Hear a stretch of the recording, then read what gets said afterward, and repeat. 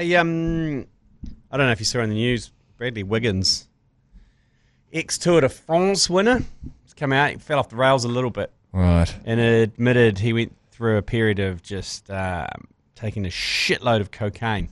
Okay. Yeah. What's a shitload? And why does he need to tell everybody? Well, he's coming out. He's written a book. Right, okay. It's kind of a publicity tour, right. But he did say, he said it was pretty bad. He said he was high for 2 years. Yeah. And as a result of him taking a shitload of cocaine. I was like, what is a shit? What's a shitload? Yeah, what is a shitload? I thought you'd never ask. I'm not sure. It's lots, isn't it? It's always high first and foremost. I think anytime you're taking a shitload of anything, it's if you wake up and take it. But you also, a shitload turns into more of a shitload because obviously you need more of it to get the same high. Yep. You? So, well, that's right. Shitload is a piece of string. It's like compound interest, isn't it? Shitload. It does. It snowballs. Yeah. It does compound. Yeah. So what was a kind of 1 gram a day habit potentially could have turned into a 10 gram a day habit. Yeah, doable. Not that I know. What is interesting about this though is a shitload to us is not going to be a shitload to 2 years in this bloke. There, that's what I mean. He needs to elaborate. He can't just throw out shitload. Yeah, it's like I won shitloads at the casino, and for me, that's like $100. Yeah, you're right. And to lots of other people, it's a shitload more. Yeah. But this is the second time we've brought him up this week. But it was a similar thing with Nick Willis and the porn addiction and watching a shitload of pornography. We found out that he was watching it maybe 2 to 3 times a week, which is just a shitload. So everyone's shitload can mean other things. So, and I want to know how much is a shitload of cocaine in this fella's world. Yeah, well, we'll talk about him a bit later, actually, because, we'll read the book and find out. Yeah, he's also sought help from, some real upstanding members of the community like Lance Armstrong. Right, okay, yeah. But it's a very big fall from grace, old Bradley Wiggins, because he was, I think, one of the first Brits to win the Tour de France. Right, okay. Which, in having, I'm an expert on the Tour de France now because I watched the Netflix doco on it. Yeah. You love that. You still harp on about that Netflix doco. I do. What is that one called? I'm a Netflix sports Icarus doco or something? sports. Oh, Le Tour or something? Oh, okay. What was that Icarus one? Or is that Icarus one. That's a different one with a guy who starts juicing. Oh, you talk about that about twice a day. Oh, mate, that is good because he accidentally uncovers a Russian doping scandal. Oh, fuck, that does sound good. So he is a professional amateur cyclist, and he's like, right, will this make a difference if I juice? So he finds out someone who can juice him. Right. And by accident, basically, the guy who juices him also juices all the Russian athletes. Right. And then that's what happened. Remember, and he uncovered the whole thing that happened in Sochi when they were passing urine samples through an air conditioning unit out the back of the doping testing place to clear the Russians. And that's why, and pretty much as a snowball effect from that, that's why the Russians still kind of on the outer. Yeah. There's the war with Ukraine and everything. That's why they have to play. They represent under the Olympic flag, in all the Olympics. Oh yeah. Who the fuck's got in the flag? The Republic or something like that. No, it's just the Olympics. It's just the independent. Oh, that one. Of the Olympics.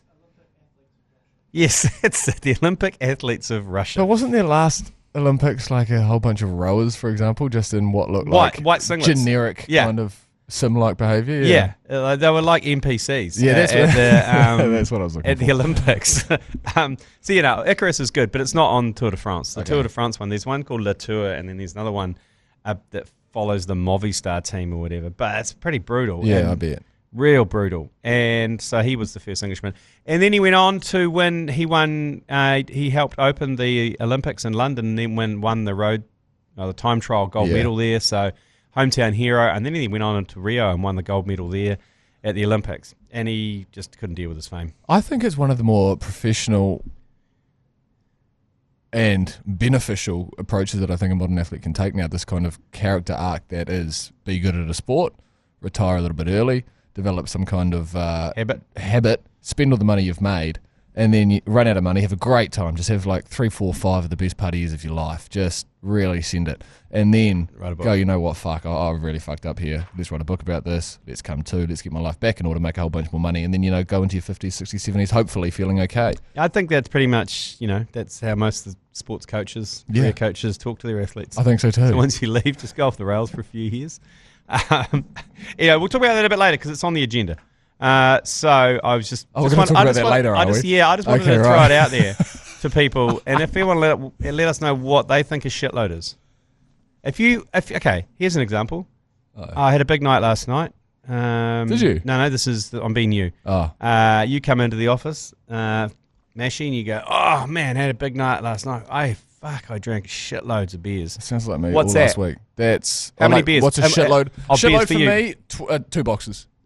24 beers. Shitload. Yeah, that is a shitload. No, right. 24 beers. But what I've just found out there in that very scientific experiment that you just ran, that a shitload is a lot to me. Yeah, okay. So I'm not having 24 beers very often at all. In fact, there's probably only 3 or 4 times in my life that I have had that many beers.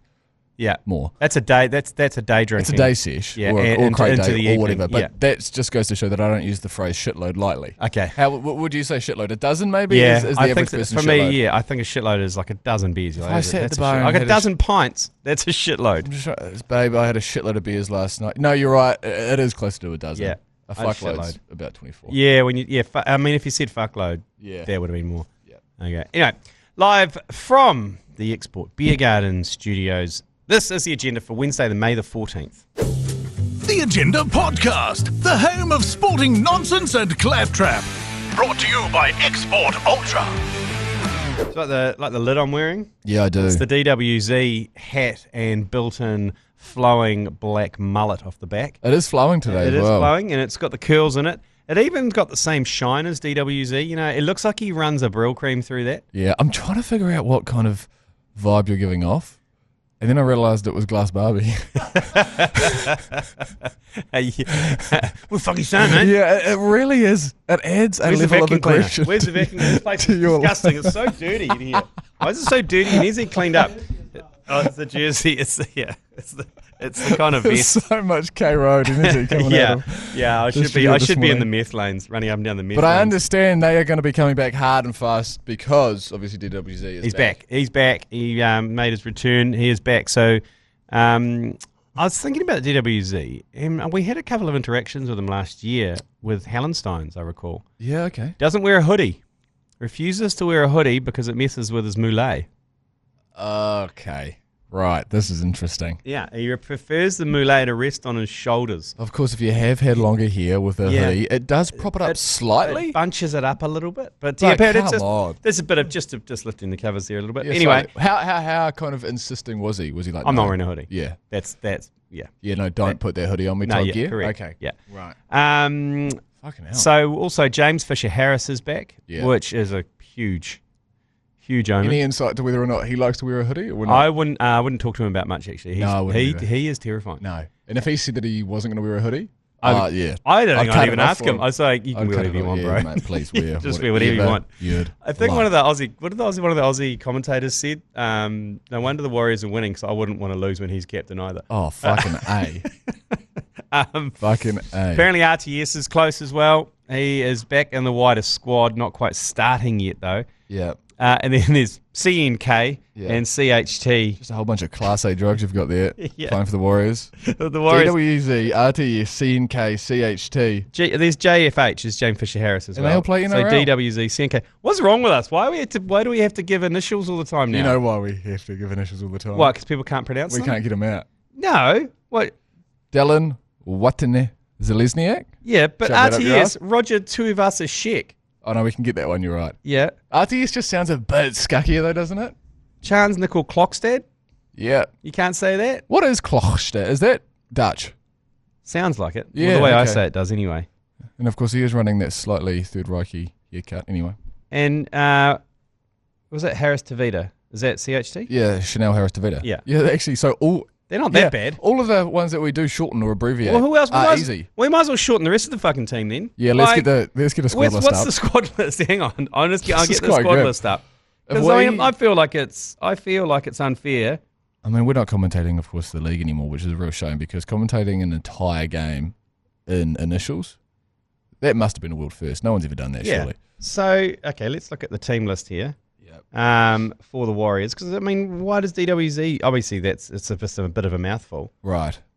Is there a correlation between league players' parents and league players' parents' not wanting to give up their last name? Well, this is Manai Stewart's theory. Okay, right. He thinks that most league players, because they've got hyphenated names, they've come from the reason they're so aggressive on the field, and so do terms, they come from broken homes where they don't want to share their last names, so they end up hyphenating them. That's Manai Stewart's theory. Okay, it's not. I'm glad Manai's voiced that before. Yeah. Okay, I feel better now.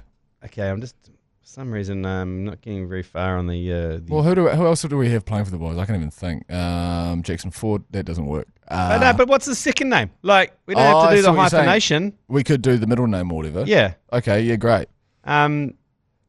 Warriors' middle names is the Google search. See, like, even their team list, JFH and RTS all set. So they use James Fisher-Harris as well.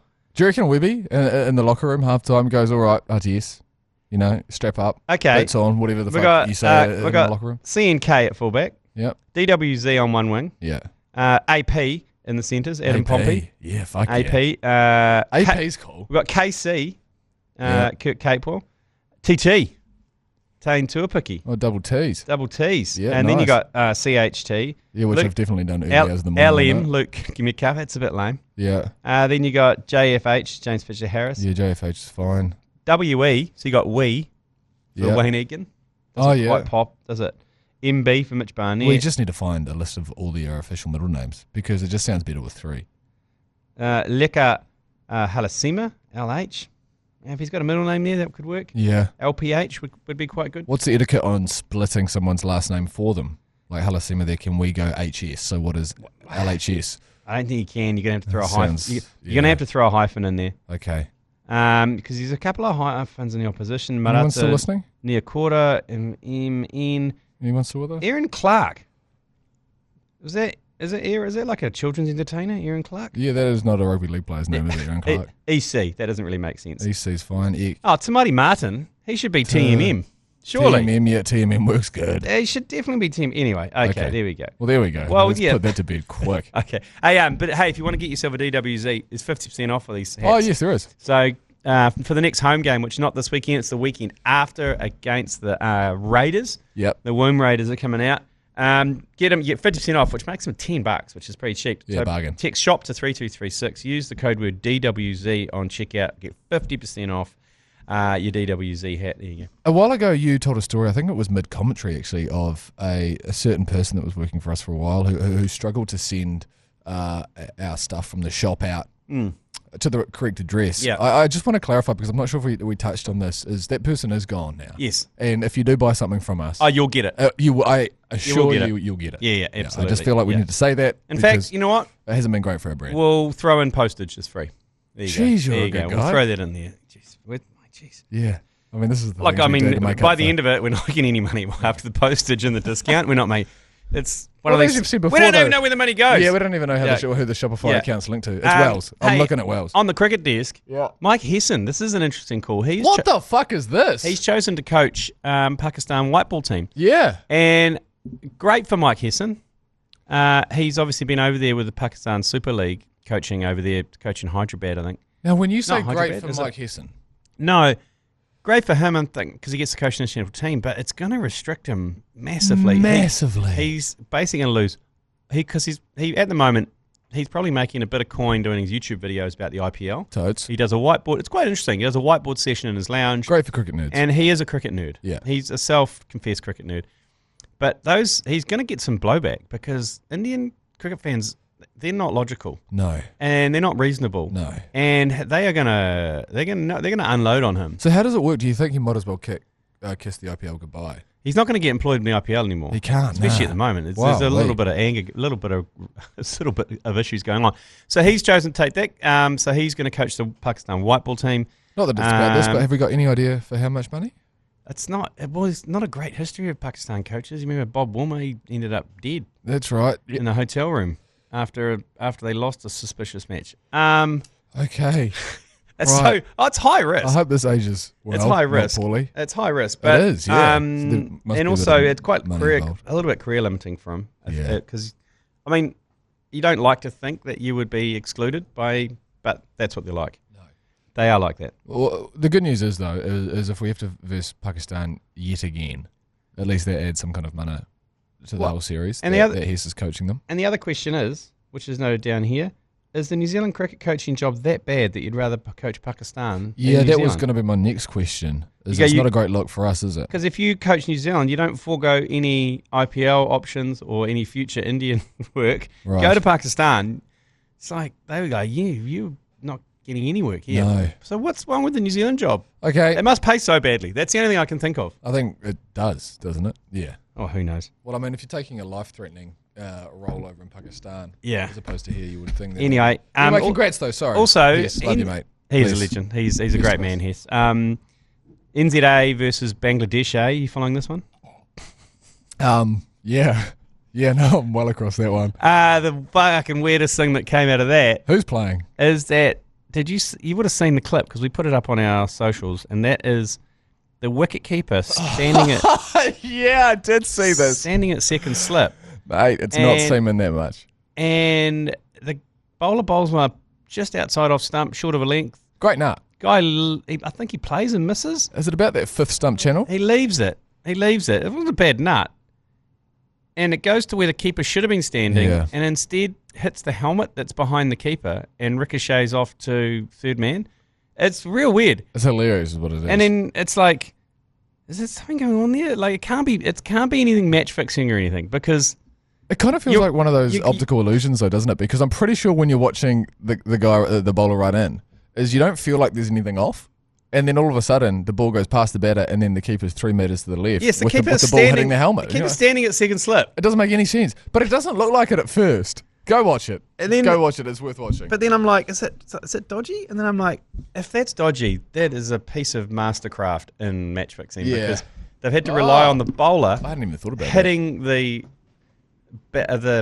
helmet, which is 5 runs, and ricocheting off. I mean, I don't know if you can place a bet on it hitting some equipment and getting 5 runs. I know you can't on the tab, but anyway.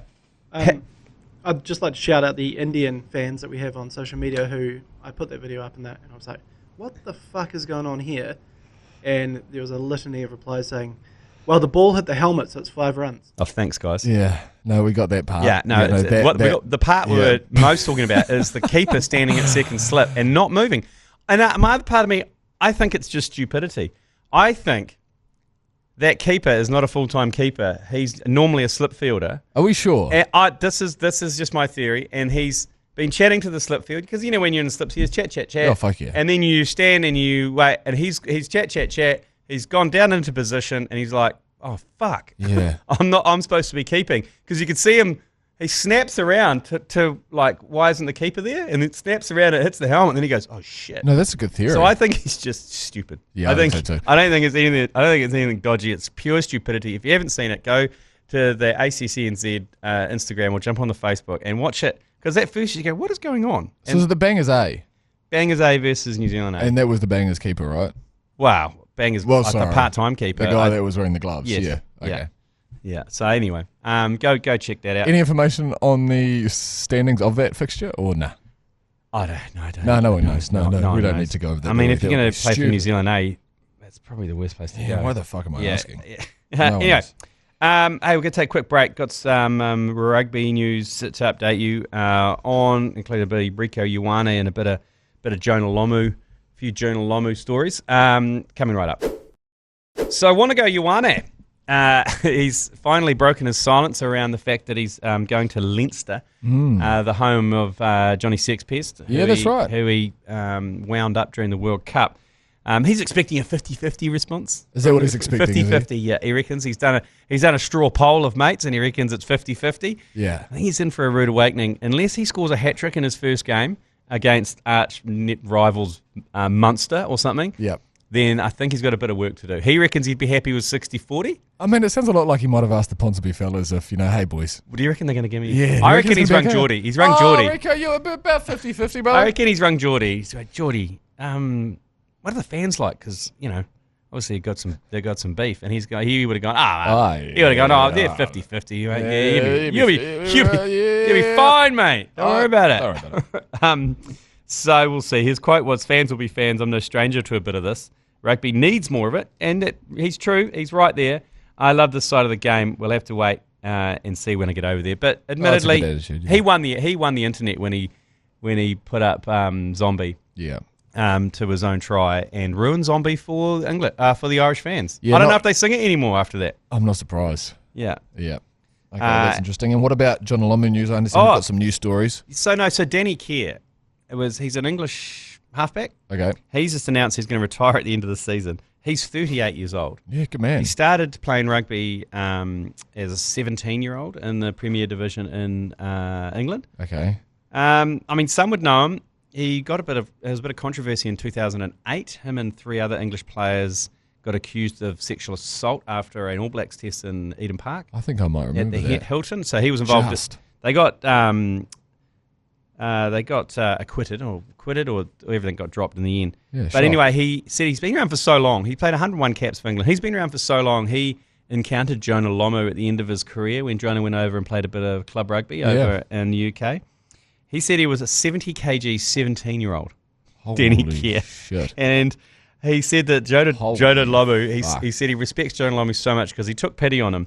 And Danny Kerr's quote is this. He goes, Jonah Lomu broke through and he was like the last line of defence. He goes, I went for his thighs, I slipped down to his knees, slipped further down and literally pulled him down by his shoelaces. He said, and he said he ran into him quite softly as well. He just offloaded the ball quite nicely.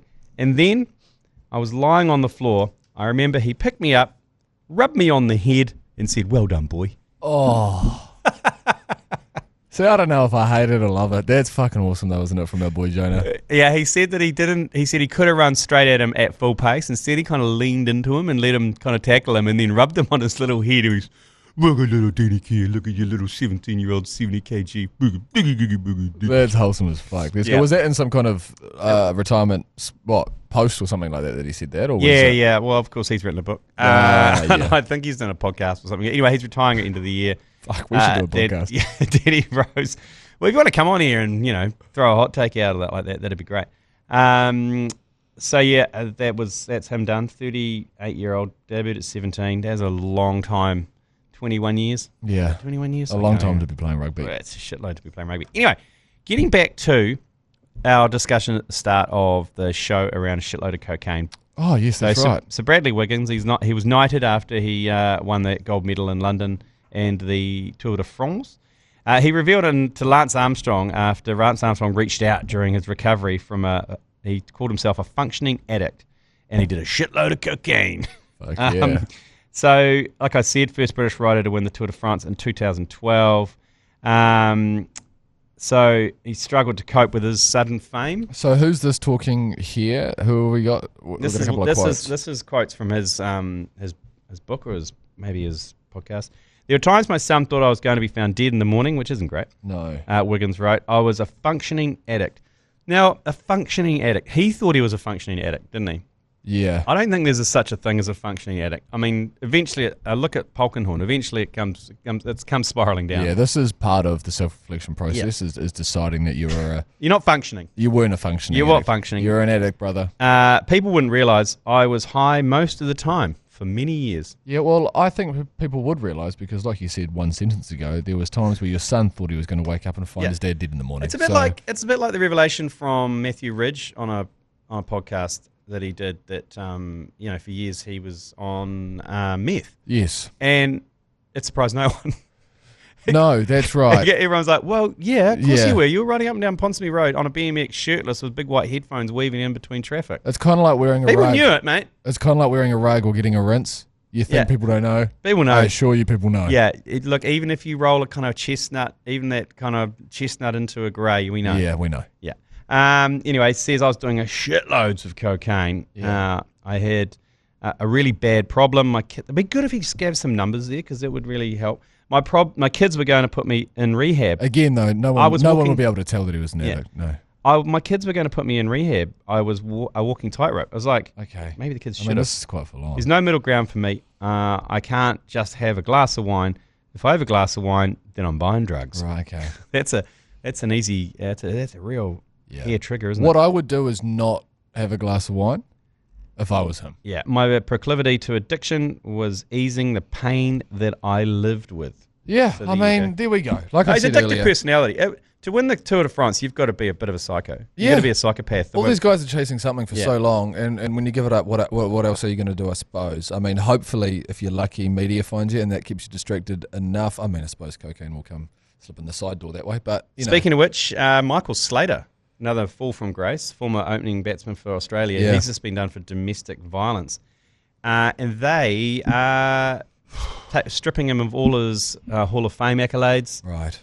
Everything. So he is Donald Ducked, poor Michael Slater. He had a few demons, Michael Slater, including Paul Ford berating him on the hill at Basin Reserve with a megaphone. And look, now that he's done this, deserving. Well, yeah, he's had a big fall from grace, Michael Slater. So keep your eyes out for that one, because Australia cricket are just going to, I think they're expunge him from the history books pretty much. Yeah, I'd imagine so. Well, in the meantime, though, we'll lean on the shovel. Oh, what's that? In the meantime, I think we'll lean on the shovel and just hope that one plays out. Yep. You might be surprised to know I don't have a lot of comments on that. On Michael Slater? On Michael Slater. You wouldn't even know who Michael Slater was, would you? I know of Michael Slater. No, I don't know. I couldn't tell you anything about him. You remember he had some hilarious stories in the last few years. He locked himself in an airplane toilet and wouldn't let it take off because he brought his girlfriend and his lover on the plane, and they were fighting, and he couldn't deal with it, so he locked himself in the toilet. And they're like, we can't take this plane off with you in the toilet, Mr. Slater. Sounds like he has a lot going on. And then they had to arrest him, and there's a lot going on. Yeah. I mean, that is a predicament, don't get me wrong. And then there's Michael Clark as well. He got involved in a punch-up with Stefanovic, I'm not surprised by that. The breakfast guy over in Australia. Yeah, who seems like the nicest guy, but I suppose all those breakfast hosts do. What was the situation there in the end? It's Stefanovic's sister, I think, that was going out with Michael Clark. Michael Clark seems like a wheat wipe. Anyway, they get so much more interesting dramas going on over there. Why is it so boring? Yeah. How's this guy, like a police commissioner, got some stick vids on his laptop? That's right. Who cares? And all our athletes are playing golf. Like, can you go out and, I don't know, do something that will... And Geordie Barrett, I'm going to have to unfollow Geordie Barrett's page, just ball striking. Just ball striking. Not because I don't like you, Geordie. I love you. It's making me insanely jealous watching you play all these amazing courses around Ireland and England. That swing's looking good as well, It mate. is, I know. And then every now and then he posts the thing of some new clubs arriving, and I'm like, what are you doing, man? You're over there playing great code, making heaps of money, playing golf. Yep.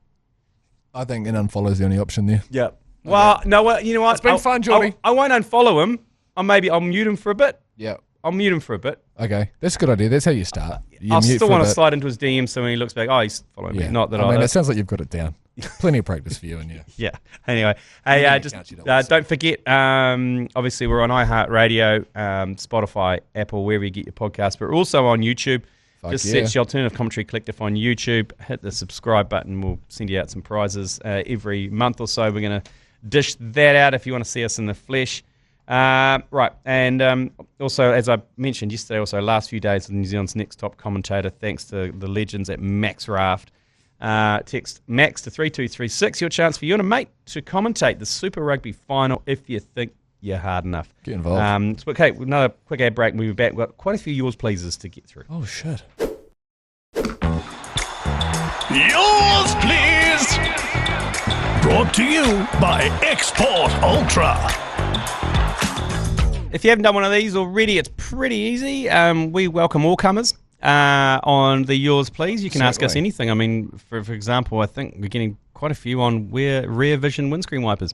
But you can only do it. The only hitch here is you can only do it on the iHeartradio app. So you have to download iHeart and follow the Agenda podcast. But there's a little microphone button on the left-hand corner. You smash that. You've got 30 seconds. It sends us straight to us, and we play it out. First one, yours please.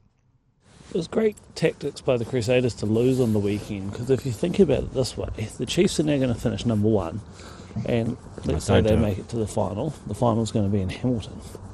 Now, Grim Lane is going to drive down to Hamilton for the final because he can't help himself. Yeah. And the curse of Grim Lane is going to take full effect, and the Crusaders are going to win. Fuck you, G Lane. Yeah. Yep. You know what? Great talkback. We live in a simulation, because I decided to tuck into Sam Whitelock's book. Okay. And the whole opening chapter is around that final in Hamilton. You know, when we beat the Crusaders twice in pool play. Yeah, I know well. And then we played them in the final in Hamilton. Yeah. And the fellas got up. Chiefs were the form team, and they got up. And it's all about his recovery. Remember, he had a partial Achilles tear, and he was in hyperbaric chambers and all sorts. Anyway, that's how the whole book starts. And I was like, you wonder, fuck. But it gets better. Anyway, I was thinking that. And as I was reading, I was like, oh, man, this season's playing out the same way. Very similar. We're beating the Crusaders twice in pool play. Yep. They'll make the top 6. The final will be in Hamilton. And I don't know if I could do it again. My advice to you, G Lane, as a Crusaders fan, just don't overthink it. Let it wash over you. I'm not listening to anything used to Crusaders fans. Just let it happen. We received a complaint from a Crusaders fan about our coverage of the Chiefs Crusaders game. Is this the one we're legally not allowed to talk about yet? And I won't mention names. Okay. But let's just say he heard what he wanted to hear, okay? And his complaint was about the clock gobbling. And he heard what he wanted to hear, and that's a classic Crusaders fan, okay? Okay. And he didn't. You've got that he also didn't. At one stage in the commentary, I said, you suck. About the Crusaders, but that would have been a shot to the heart. Yeah, that would have been. If I was sitting in my leather lazy boy in Burnside or Yoldhurst or something like that, that would have upset me. Tune into Gold Sport. Like, why are you tuning into Hauraki or I love people that find iHeartradio? it by accident all the time. Or do you think that guy actually found it by accident, definitely by accident, I think. He's just gone, because the best thing about being on Radio Hauraki is you basically set next till you get the rugby. Yeah. Now, it's on Gold Sport. Yes. Gold Sport's only on AM. Okay. We're the only ones on FM. Right. So you're basically on your FM channels and you're skipping through until you hit rugby commentary and you go, oh, beauty. Yeah. I'll listen to the rugby. Yeah. Cheese mana! Yeah, no, that's traumatic. And then you got some Cantab in his Ford Cortina, driving home from a shift all day of milk and cows, whatever you do down in Christchurch. Here's some goober talking about clock gobbling. Clock gobbling, and the Crusaders getting pumped by the Chiefs. But yes, back to that talkback really quickly. Are you going to go to the Of course final? I am. Yeah, okay, Of course I am. And it's great news. That's fantastic. But even though I can see history repeating itself, and the fact that, in that year, I said you don't beat the Crusaders twice in pool play, then beat them in the final. Crusaders like seasons like this. We did it to the Blues in that post-COVID year as well, I think, at Eden Park. Same thing. The Blues inform team. Not today, mate. Yeah, anyway. Not on the Crusaders watch. Okay, next one. That was a great one. Yours, please. Hey, g'day, fellas. G'day, Are we G'day, brother. able to launch some sort of investigation into Big Rugby or Big Rugby League as to why the mighty Chiefs play at the same time as the Wires every week? The Chiefs are at 7, Wires 7:30, 3 weeks in a row. Ooh. I'd like to be both. If you have any tips on how I can do that, let me know. Cheers, boy. Fuck South Canterbury. It's a good point. That very last point, as well as as well as his previous one, because it is fucking annoying. Like, all it requires is a little bit of cooperation between the codes, but it's never going to happen between rugby and rugby league for some reason. And I don't understand why the phone calls can't be made at the start, and you can make some arrangements. Yeah, because there's it kind of sucks this belief, for the isn't there, fans. that they're not playing the same game, and where in actual fact they are, and because it's got the same audience. Yeah, and we've got different fans. No, yeah, not really. In a country like ours, unfortunately, it's the same people watching all the games. It annoys the shit out of me. Like, why do that? I mean, the NRL's so great as well. I was talking about it last week when I was doing my show on Hauraki, is that you can sit down on a Thursday night and pretty much for every free moment until you go back to work on Monday, there will be a live game of rugby league on. Yeah. Surely we can fit some Super Rugby in there somewhere, or at least try and kind of figure it out. But I also understand that NRL have kind of gone, you know what, the entire weekend is ours. Yeah. Well, I mean, is it like taking a knee? I mean, in America, they have Friday night football, they have, Sunday college football, whatever. It's they set times. But is it like you have to kowtow down to, whoever kowtows down first is the weakest? So if the Chiefs move to 5 p.m, then the league go pussies. Yeah. And if vice versa, the league will go, we're not doing it. But what I don't understand is the 5 o'clock slot's probably the better one to go to. It totally is. It's like, especially on a Saturday. I would have thought that any team would be like, oh, hang on, we could go at 5 and then we will get twice as many people watching because they're not watching. I'm actually looking at Super Rugby here, to be honest. Yeah. I think Super Rugby probably has to go earlier. Yeah. And it's like, come on. Sort it out. I totally agree. For once in your life, do something for the fans. Yeah, I know. Because it's a good point, and I hadn't really thought about it until we had this conversation. That it's the same sports fans watching all the games of all the codes. And we've learnt the lesson as well, because we were giving updates to the Warriors score. Holy shit, the text line, that phone just lit up going, Please don't. What are you doing? I'm recording and I'll watch it later. Because we all want to watch the same shit. Correct, because everyone wants to watch the same thing. So we've stopped doing that. But it doesn't stop McConey sitting there watching it on his phone going, and going. That sounds about right. He forgets that he has to work sometimes, McConey. All the way through it. So I don't know if there's going to... there should be cooperation, but unfortunately I don't think there's ever going to be. But interestingly... Great point, though. Peter V'landys. You know Peter V'landys from Rugby League. Australia without Rugby League is not Australia. Anyway, he is with this new Perth team. He is looking into the fact that the Perth rugby and league clubs will combine and let union and league players play for either team as and how they want in terms of the whole season, in terms of one big roster. What the fuck? I know.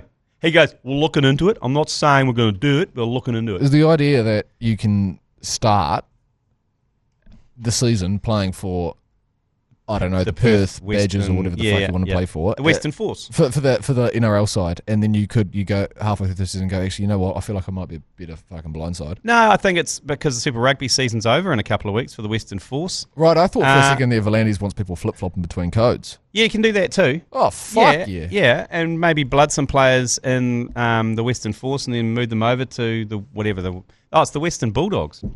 Is it the Dogs? No, sorry, the Perth Bears, not the Western Bulldogs. Oh, that's the Perth Bears. Sorry, yeah. So, and he's talking about how these 200,000 Bears fans in Sydney that'll travel to Perth to watch them. I'm like, my God. That's not going to happen. Fuck no. But anyway, it's the Bears. So he's saying, look, it's not confirming it, but we're looking into it. And he's just absolutely winding up. He's winding up everyone. I was going to ask you, is that what he's doing, though? Yeah. Is he just trying to But then you got all the Sydney clubs going, what the fuck are you doing, V'landys? And he's like, we're looking into it. Nothing promised. Okay? And then probably the other clubs will then be freaking out in boardrooms going, oh shit, if he's looking into it, then we have to look into it. Yeah. And then, anyway. Perth is the city of the future, by the way. I've never been to Perth. It's just it's 6 hours, 7 hours It's too far away. I was trying to You can almost go to Hawaii.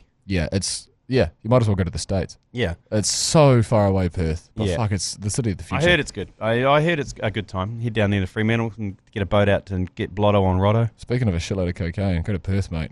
Really? Oh, the miners coming out of there hard and fast, those FIFO workers, mate. I've seen enough of them in Bali. Yeah. Anyway, next one, yours, please. Yeah, g'day, fellas. I keep looking at the table where the Warriors are in the second, and I just know they're going to shit the bed at some point. But I know that they're going to, but I don't want them to. But I just have a feeling deep down inside of me, at the back of my head, that they're going to. Can someone just hold me and tell me I'm a good guy, please? You're right, mate. You're fine. I think 99.9% of Warriors fans have got the same anxiety as you. I'm feeling conflicted right now. I don't know if I should be congratulating this guy or strangling this guy for being probably the first person to mention what we are all thinking. He's reached out, okay? And that's the first step. Yeah, I'm just getting nervous that everyone's doing a very good job at the moment about keeping this keeping a lid on our thoughts. Keeping a lid on it. Yeah, contained. Yeah, but it's hard not to ignore. It's going to come a time that we have to kind of, come to face these demons, but I'm just not sure. It might be too early. I know what he's talking about. I know what he's talking about. I know what he's talking about because there's going to be and good for you for there's going to be a 45-0 game. There's going to be a 45-0 loss at some stage in the coming weeks. That's the feeling you get. Probably against the Storm or something like that. Yeah, that's the anxiety that everyone's got. Yeah, and I sympathise. Yeah, but he's talking about it. The first step to this is reaching out and talking to people you trust. And you are a good guy, by the way. Yeah, you are a good guy. And I am holding you. Yeah, I'll hold the microphone here. Yeah, you're a good man. And good for you again for coming forth. You're not alone. The most important thing to take out of that is you're not alone, okay? But what I would recommend... So many other people like you. Is just push those feelings down for another couple of weeks. And then we can come to deal with them when we have to come to deal with them. You won't. It won't go away. It won't go away till the end of the season. No, but just suppress them. You'll be in the grand final still thinking of this. Yeah, you will, actually. Anyway, last one. Yours, please. G'day, lads. G'day, mate. Claudio Lovelace here from Whitewash Investigations. Hey, just a bit of a challenge for the ACC. There's a Warriors mural on State 16 that I know Mania and a few of the other boys go past most days, which a little bit outdated now. A couple of players have retired. One player's gone off to play for the Feather Dusters, Manly. Can we start getting a movement going to get that mural touched up with some new players? Yeah, cheers. Great shout. Love it. Yeah, that's great work there from Claudio Lovelace. Who would you have? Because you've got to get players that have got a bit of longevity. You can't get players that potential piss off to Manly. Yeah, we're going to have to get the contracts out. But what I fear then is are we going to have a whole bunch of boys up on that wall that maybe aren't letting our line? No, you need to get people up there that are ending their careers there. So you're talking RTS. Okay. And you're talking, DWZ potentially. Oh, James Fisher-Harris. James Fisher-Harris as well. Yeah, and again, they're at the end of their careers, and they're going to end their careers with the Warriors on a mural, which I think is important. Because you're not going to respect a kind of mural that someone who's in a Warriors jersey is playing for Manly currently. Yes, you're going to have to time it. I mean, Ruben Wiki would have been a good one. Yep, to stick up there. A great one. Ruben Wiki, classic. Ruben Wiki, Stacey Jones, Sean Johnson. Actually, that's a great question. Who in the current Warriors lineup is worthy of a mural? Well, it'd have to be... I think we're talking RTS. Yeah, we are definitely talking RTS. We are probably getting close to talking DWZ in terms of... Yeah, I guess, but I mean, he's... Just kind of the general nature of what's going on outside of the game. People know who he is. Is he going to play his career out with us? No, probably not, though, is he? James Fisher-Harris is only 1 year into his contract, so he hasn't quite... If he plays another 3 years and... retires at Warriors, yes. But this is what I mean, is no disrespect to some of the other boys on there, but I'd hate for people to be driving past a New Zealand Warriors mural and then people going, who the fuck is that? Yeah. Well, it's like who was the prop last year that wanted to kill Mania for bagging his dog out? Oh, yes, Jazz Tavanga. No, that was the other one who wanted to kill him. Adam Whanua Blake. That's right. So there could have been a chance you could put Adam Whanua Blake up there. AFB would have been good. And then he goes off for family reasons, which is, I want to live in Sydney. And rightfully so. I've spent a lot of time. And leave his dog here. In industrial Penrose. It's a shithole. But he left his dog here, though, didn't he? Did he? Yeah. Right. Okay. Family reasons. Family reasons. Is that us? I think that is us. Us for what's the day? Is it today? Wednesday. We'll be back to Moz. We'll drag Mania Stewart in with. Oh no, tomorrow. No, we're not dragging Mania Stewart. He's a piece of shit. We are going to come live to you from the New Zealand Boat Show. Oh, that's right. Big week here at the ACC. People say we do fuck all, G Lane. So we're going to hang out with the New Zealand Fishing Magazine guys. We'll go see Megan Scott from Fishing and Adventures, a great New Zealander. We'll go see Ben Brown from Built to Fish. I fucking love the fishing show. You're gonna watch me. I'm just gonna walk around hard. Yeah, you are. You're really into this type of thing. I bought a boat there last year. Jesus, did you? An inflatable boat. Oh, okay. Yeah. Okay. Well, I like saying, I bought a bout. It's like, what'd you buy? I got a 2 meter tacker cat. Where is it? Inflatable? Not the boat. Where is the boat show? It's at Ellerslie Showgrounds. Oh, nice. Have you ever been? No, I've driven past it a couple of times. It's pretty impressive. When you go, there is like, I don't know how many hundreds of millions of dollars worth of boats there are there. You go, it's next level. Are there prizes?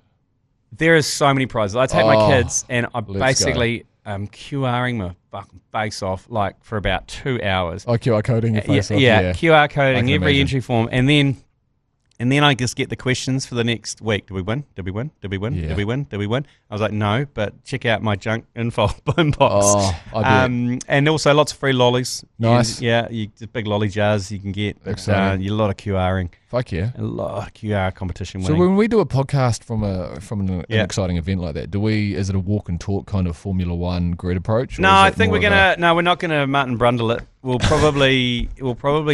gonna hang out in the New Zealand Fishing Mag. And talk to Nick Jones, the editor there. He's a great New Zealander. Nick Jones. So we'll talk to him. Smash out the potty, Jonesy. Yeah, we'll maybe do a few vox pops around the place. Because fishing is, I mean, next to like there's hobbies in New Zealand, and do you know walking is a hobby? What? Walking is the most popular hobby in New Zealand. Oh, that closely followed. It feels like a study that we would have talked about on Radio Hauraki. Closely followed by fishing. Yeah, okay. So you can. That's how big it is. Fishing's almost as big as walking in this country. Because you just have to walk to the rocks and biff a line off. You have to go to a wharf. Like I may be making that up, but it's up there. That sounds good. It's up there. So we'll be coming live from the New Zealand Fishing Show, the Hutch Wilco New Zealand Boat Show tomorrow from Fishing New Zealand Magazine. Until then, we'll catch you later. Bye. You've been listening to the ACC's Agenda podcast, brought to you by Export Ultra. For more episodes, like and follow on iHeartradio or wherever you get your podcasts.